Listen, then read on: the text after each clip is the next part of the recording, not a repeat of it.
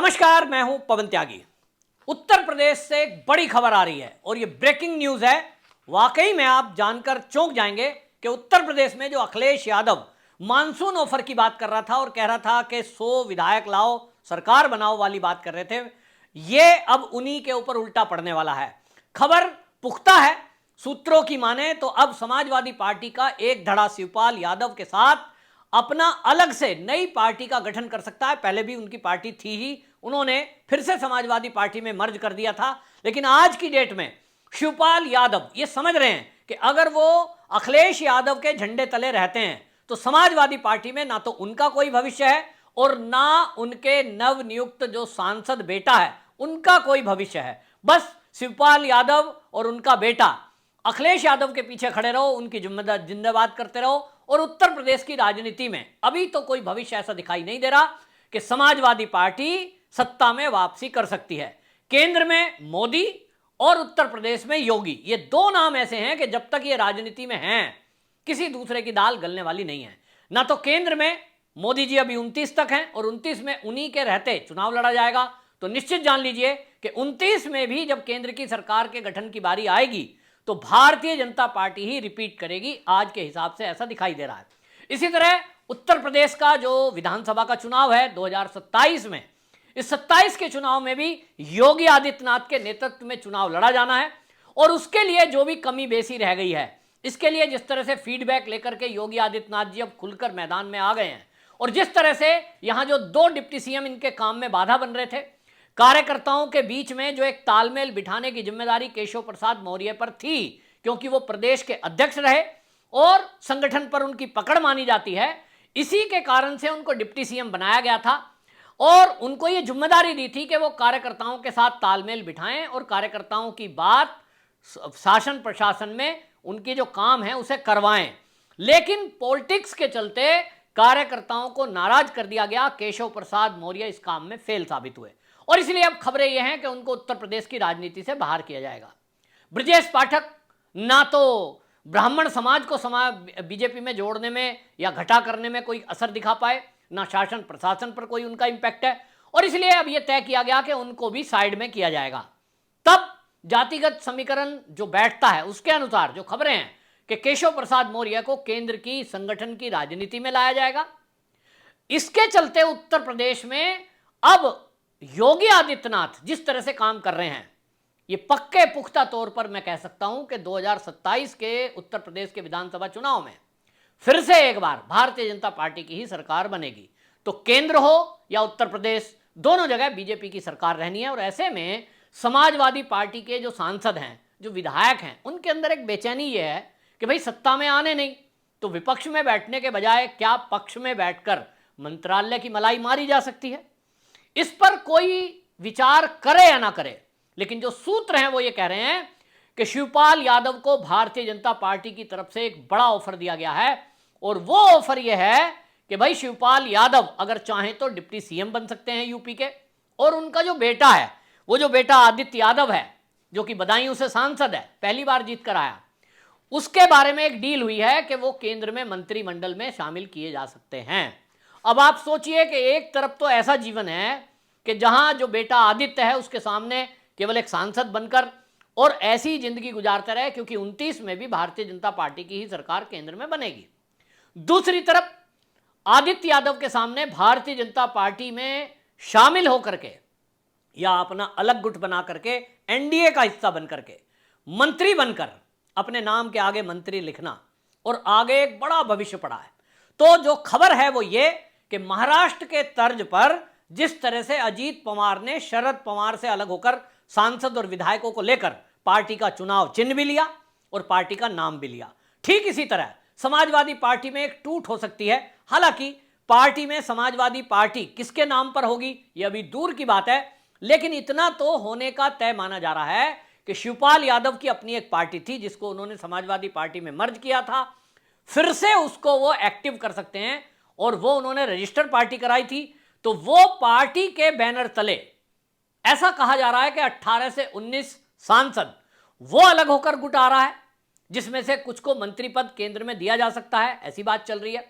Number 2, 45 विधायकों के इसी गुट में आने की बात की जा रही है, जो शिवपाल यादव हैं वो संगठन के आदमी हैं, और इसकी चर्चा तो जब मुलायम सिंह यादव जीवित थे उन्होंने भी इस बात को स्वीकारा है कि संगठन पर पकड़ जो सबसे ज्यादा है वो शिवपाल की है और वो व्यवस्था करते हैं। तो भाई ये तो उनके अंदर दुख है ही कि जब नंबर मेरा आ रहा था पार्टी के सीनियर लीडर होने के कारण, सीएम मुझे बनना था मुलायम के बाद, तब उन्होंने अपने बेटे को ये गद्दी सौंपी और इसका तंज कहीं ना कहीं था। अपर्णा यादव समाजवादी पार्टी छोड़कर परिवार की है और उसने बीजेपी ज्वाइन की, तो अभी अपनी जिम्मेदारी को निभाने के लिए वो भी इंतजार में है। लेकिन कुल मिलाकर के एक बड़ी टूट होने की अब ये खबरें आ रही हैं। हालांकि ये खबर सूत्रों के हवाले से है। अरविंद नाम के एक एक्स पर पोस्ट लिखा उन्होंने, संघ के स्वयंसेवक हैं और वो बीजेपी के कार्यकर्ता हैं। उनका दावा है कि उनके पास ये खबर है और इसके बाद कुछ चैनलों ने भी इस खबर को चलाया।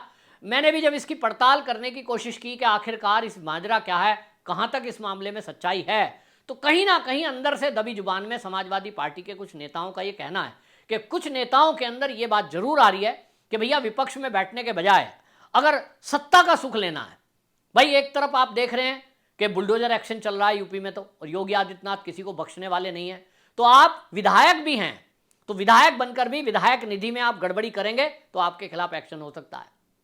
आप अगर कोई भ्रष्टाचार करने का विचार करेंगे तो वो तो सोच ही नहीं सकते आप, ईडी और सीबीआई केंद्र के पास है और आप देख ही रहे हैं किस तरह का एक्शन हो रहा है।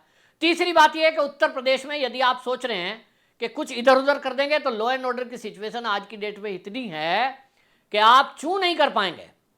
आप देख रहे हैं ना, कांग्रेस के एक सांसद है इमरान मसूद सहारनपुर से, उनकी भाषा बदली है। पहले वो बोटी बोटी करने की बात करते थे मोदी की, लेकिन अब उनको समझ में आ गया है कि जो भी यहां नेता ऐसे रहे हैं जो भारतीय जनता पार्टी के नहीं है और बीजेपी के भी जो हों, योगी जी किसी को बख्शते नहीं है। तो भाई दोनों ऑप्शन सामने हैं, एक तरफ बुलडोजर एक्शन, जेल, बाकी चीज दिखाई दे रही है, और एक तरफ ये दिखाई दे रहा है कि सत्ता में शामिल हो गए तो भाई 45 विधायक अगर टूट कर आते हैं शिवपाल जी के साथ, तो ये कहा जा रहा है कि शिवपाल यादव को तो डिप्टी सीएम बनाया जा सकता है और जो बाकी उनके साथ विधायक आएंगे उनमें से कई को मंत्री पद भी मिल सकता है। अब इस मामले में अगर ऐसा होता है तो भारतीय जनता पार्टी का आधार बढ़ेगा, क्योंकि यादव वोट अखिलेश के बजाय आप देखेंगे शिवपाल के साथ ज्यादा जाएगा। पुराने जितने भी समाजवादी लोग हैं, जो यादव कम्युनिटी के लोग हैं, उनकी जो पकड़ है, क्योंकि शिवपाल यादव जब मुलायम सिंह यादव जो है सीएम थे, उस समय जितनी भी भर्ती है, चाहे वो पुलिस की हो चाहे वो प्रशासन में हो, सब में दखल शिवपाल यादव का चलता था और इसलिए शासन प्रशासन पर भी उनकी पुरानी पकड़ है, मजबूत पकड़ है। हर जिले में उन्हीं के भर्ती किए हुए कुछ ना कुछ कर्मचारी मिल जाएंगे और इसलिए शायद भारतीय जनता पार्टी को भी लगा है कि पार्टी की मजबूती के लिए, एनडीए की मजबूती के लिए एक धड़े की आवश्यकता है। और ये फॉर्मूला आप देखें कि मध्य प्रदेश आप याद करिए, मध्य प्रदेश में किस तरह से कांग्रेस की सरकार थी, ज्योतिरादित्य सिंधिया अलग हुए, उसके बाद जो आपने देखा कि वहाँ पर शिवराज सिंह को सीएम बनाया गया, पार्टी टूटी। इसी तरह महाराष्ट्र में 2 पार्टी इसी तरह टूटी, एक तो उद्धव ठाकरे शिवसेना थी और उद्धव ठाकरे से अलग होकर एकनाथ शिंदे अलग हो गए, आज वो सीएम है। तो भाई सीएम बना दिए गए। उत्तर प्रदेश में डिप्टी सीएम वो बिल्कुल दिक्कत नहीं है, और जैसा मैंने कहा कि जो भारतीय जनता पार्टी ने दो डिप्टी सीएम बनाए थे वो फेल साबित हो रहे हैं, इसलिए उनकी जगह बदलाव भी करना है। तो बदलाव किसके लिए किया जाए? अगर वो यादव कम्युनिटी से और वो भी शिवपाल यादव होंगे तो निश्चित रूप से भारतीय जनता पार्टी और एनडीए को मजबूती मिलेगी। अब इसमें अब आप देखें कि जो monsoon offer Akhilesh Yadav BJP के विधायकों को तंज कस रहे थे, वो अब उन्हीं पर भारी पड़ सकता है, ऐसा सूत्रों का कहना है। तो कुल मिलाकर के ये जो मामला हुआ है, इस सब को देखते हुए अभी जो कहा जा रहा है ये तो यही है। लेकिन मैं आपको याद होगा, मैंने चुनाव के दौरान भी इस बात को कहा था, जब लोकसभा के चुनाव थे, ये लगभग सौदा उसी समय हो गया था कि यहाँ रामगोपाल यादव और शिवपाल यादव, इनके जो अगली पीढ़ी है उसका भविष्य बनाने के लिए ये नेता लोग चिंतित हैं और इनको समझ में आ गया है कि विपक्ष में बैठने के बजाय पक्ष में अगर आ जाते हैं, सत्ता में अगर आ जाते हैं तो भविष्य ज़्यादा उज्जवल है। और इसीलिए ये सौदा, पैक्ट और ये तैयारी, बहुत सारे लोग ये सोच रहे होंगे कि शिवपाल यादव ने तो अपनी पार्टी को मर्ज कर दिया था समाजवादी पार्टी में, तो फिर क्यों अलग हो जाएंगे? मैं आपको बता दूं कि इसी को पॉलिटिक्स कहते हैं। भतीजे ने चाचा के साथ दगा किया भतीजे ने चाचा का अपमान किया और चाचा को भतीजे को सबक सिखाना था, और इसीलिए योजना के तहत वो पार्टी के अंदर गए, क्योंकि पार्टी के बाहर रहकर वो कुछ नहीं कर सकते थे। पार्टी के अंदर गए और मैं आपको बता रहा हूं कि उन्हीं के आधार पर टिकटों का बंटवारा जो हुआ है पार्टी के अंदर रह करके, वो इस बात में सफल हुए कि उनके लोगों को टिकट मिले। वही वो लोग हैं जिनके पीछे शिवपाल यादव है। शिवपाल यादव जी ने उनको टिकट दिलवाए, शिवपाल यादव ही पार्टी में उनको आगे बढ़ाए, और इसलिए शिवपाल यादव की एक आवाज पर, एक फोन कॉल पर वो हमेशा तैयार होने वाले लोग हैं, जो शिवपाल यादव जैसा कह देंगे वैसा करने को तैयार हैं।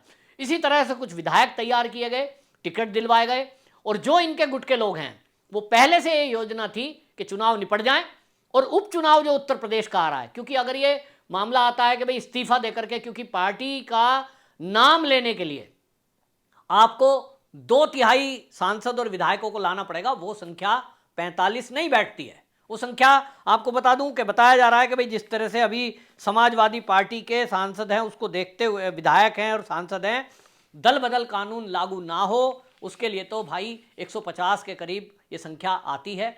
अब वो संख्या नहीं है तो क्या करेंगे?